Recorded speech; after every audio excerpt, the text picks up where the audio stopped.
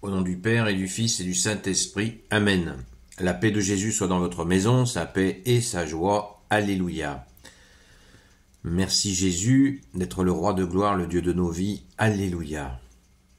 Nous lisons le Saint Évangile de Saint Marc, chapitre 8, versets 14 à 21. Que ta parole, ô Jésus, rentre dans mon esprit, que ma bouche proclame ta parole et que mon cœur l'accueille.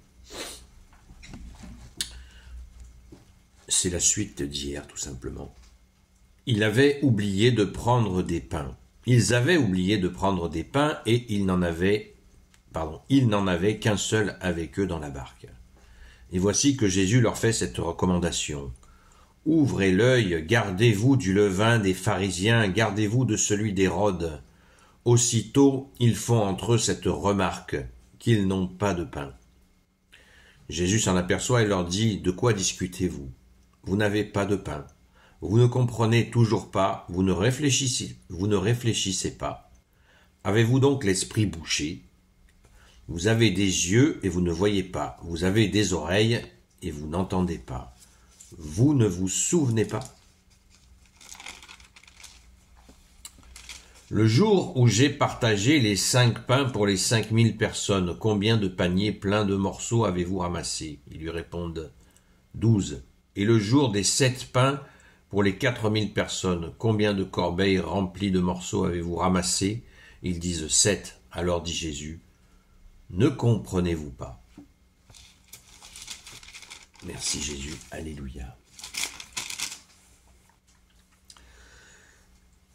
C'est extraordinaire, comme tous les jours, oh Jésus, merci. La recommandation de se garder, ouvrez l'œil, gardez-vous du levain des pharisiens. Le levain, c'est ce qui fait lever la pâte. Jésus prend cette image, une image rurale de plus, merci Jésus, puisque les enfants qui vivent dans les campagnes ont vu cela chez le boulanger. C'est le cas aussi de certaines personnes qui ont vécu en ville.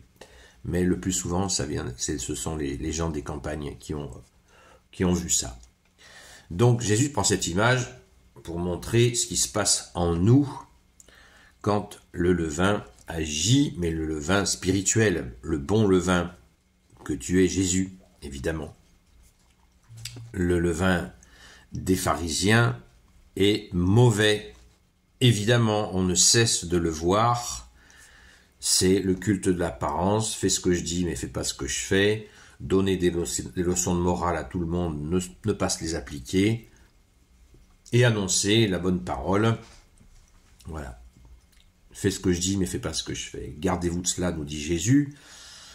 Et ça, c'est très grave puisque c'est une façon d'emprisonner Dieu dans des comportements humains qui vont faire fuir les gens.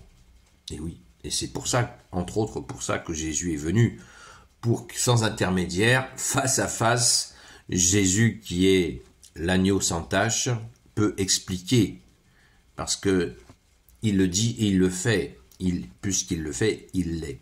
Il est ce qu'il dit. Merci Jésus d'être qui tu es, le roi de gloire, le Dieu de nos vies. Alléluia. Gardez-vous de celui d'Hérode. Hérode, le roi de pacotille que les Romains avaient autorisé, donc un collabo. Et le levain d'Hérode, c'est les honneurs, les richesses, les fausses richesses, les faux honneurs. Tout cela n'a aucun... Tout ce dont Dieu a horreur. Les honneurs minables, les ors, les coussins dorés, brodés à leur fin. Tout ça, c'est une abomination pour Dieu. Donc, Jésus les met en garde sur ces 2 levains mauvais. La gloriole, c'est clair, c'est net. Évitez la gloriole.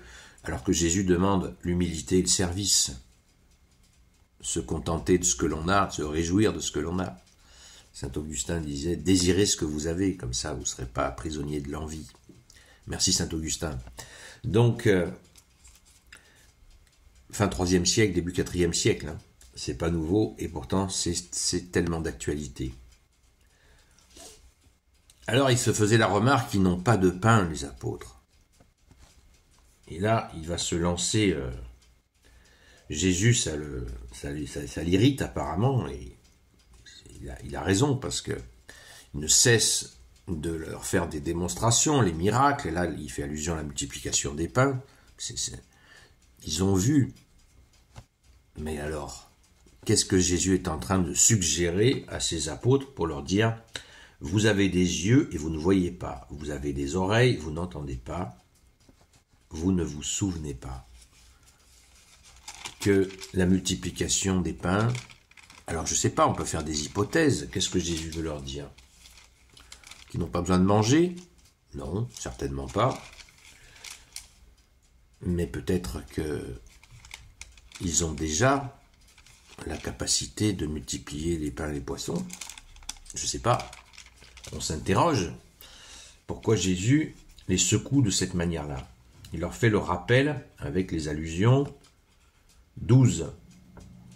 Le chiffre 12 et le chiffre 7 est répété.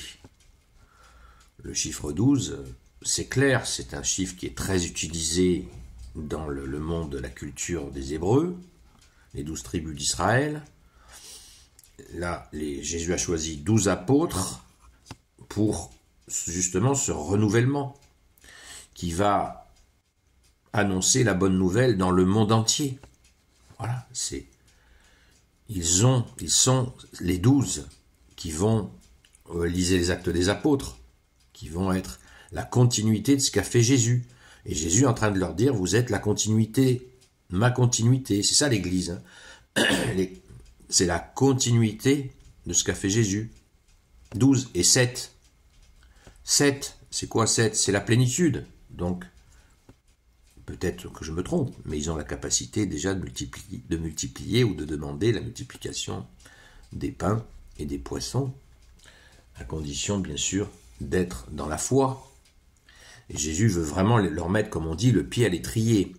Amen.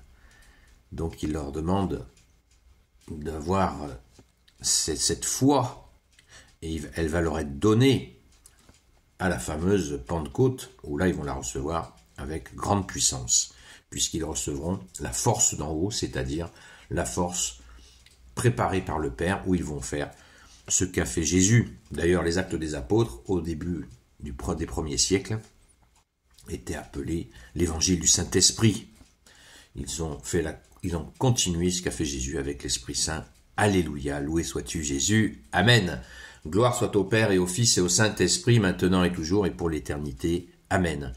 Ô Jésus, toi qui peux tout et qui portes tout, toi le Sauveur, toi l'Emmanuel, je te confie toutes celles et ceux qui regarderont cette vidéo, ainsi que leurs proches, selon ta seule volonté, ô Jésus.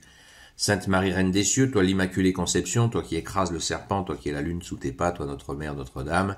Saint Joseph, toi le juste et le saint, toi le sage, toi la terreur des démons. Sainte Marie-Madeleine, notre chère sainte patronne, et vous tous les saints et saintes amis de Jésus, Saint Michel Archange, Saint Gabriel Archange, Saint Raphaël Archange, et vous tous les anges qui servez Jésus, je vous confie toutes celles et ceux qui regarderont cette vidéo, ainsi que leurs proches, selon ta seule volonté, ô Jésus. Mais rendez-vous ce soir à 20h sur TikTok, sur la chaîne Seul Jésus Sauve. À très vite, soyez bénis.